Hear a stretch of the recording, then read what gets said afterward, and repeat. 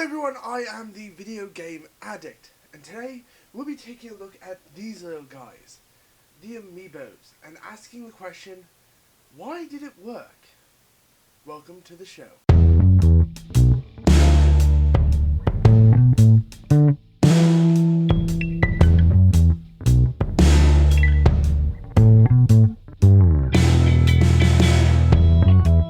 For those of you that don't know, the Amiibo is a brand new item from Nintendo that's being thrown off the shelves and into people's shopping carts.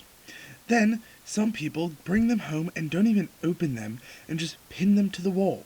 However, there are people like me who actually use them for their intended purposes.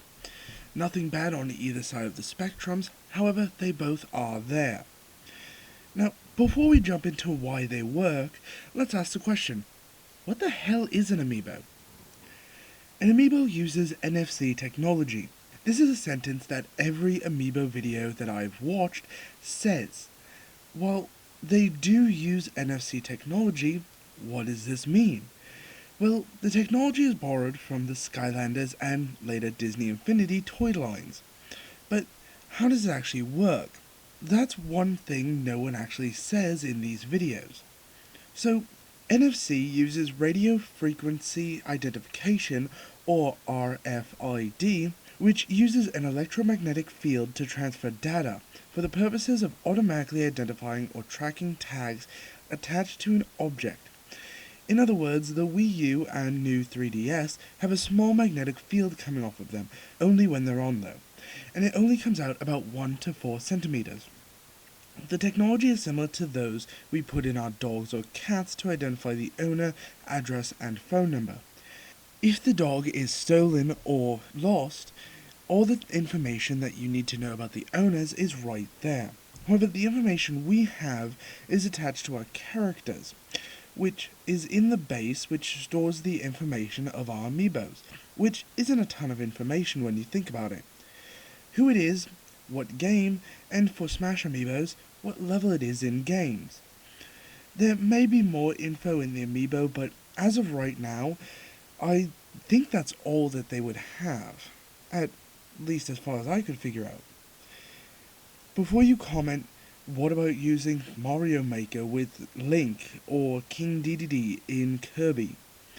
The information would all be in the game. It scans the Amiibo and sees that the characters are Link or King Dedede, and does what it's supposed to do. After looking over them and studying these little Amiibos, I've narrowed it down to just 4 reasons why the Amiibos work, but Skylanders and Disney Infinity didn't work as well. So, let's figure out why. The first reason behind why the Amiibos work, to me, is branding. Let me explain before you comment. While Disney started out with their own characters, later adding Marvel and Star Wars, and Skylanders started with Spyro, Amiibos came out with some of the biggest and oldest franchises of all time, as well as some of the most beloved. Now, I will admit, Aladdin and Little Mermaid are beloved. However, the draw of Disney Infinity would be sandbox mode, which does seem really cool, but is it worth the price for the game and the figures? Personally, if I did do that, I would just go with the Star Wars characters.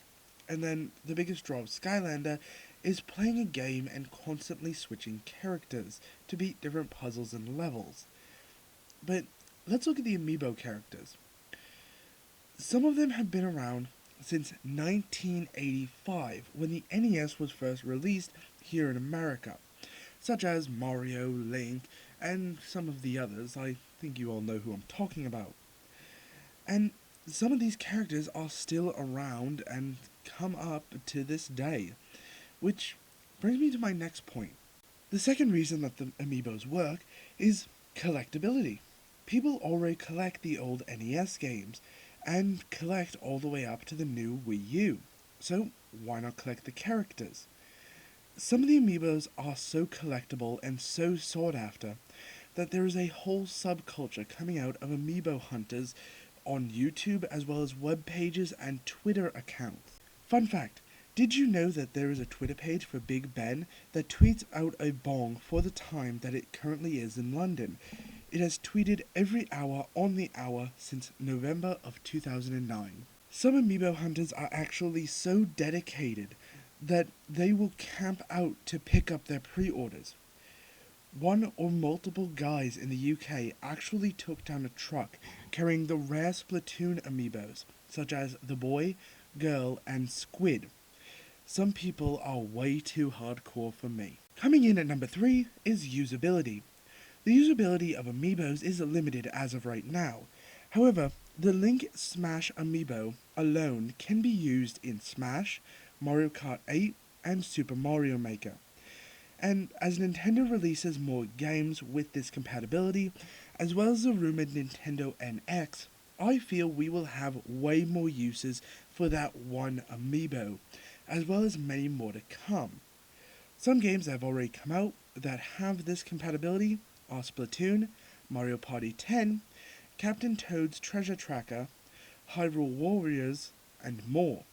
Games that are coming out soon with the amiibo compatibility are Yoshi's Woolly World, Animal Crossing Amiibo Festival, and Happy Home Designer, and finally, Chibi Robo Ziplash, with many more probably in the works. And finally, at number 4, the all-around awesomeness.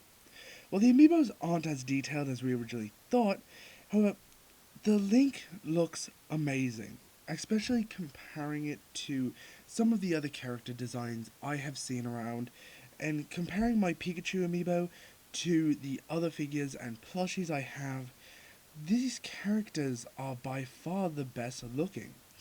Well, I do have two very well designed figures from the Alice games that would look just as good as the amiibos detail wise. The amiibos still look awesome in their own right. Add in the other 3 items that I had on this list, and you have a great figure looking to be thrown off the shelves and into people's homes. Nintendo is printing money with the amiibos, and I don't see them going anywhere anytime soon. That is all for this episode. Don't forget to like, share this on Facebook and Twitter. Follow me on Twitter at RudeIsFun, and comment below your thoughts on this week's subject.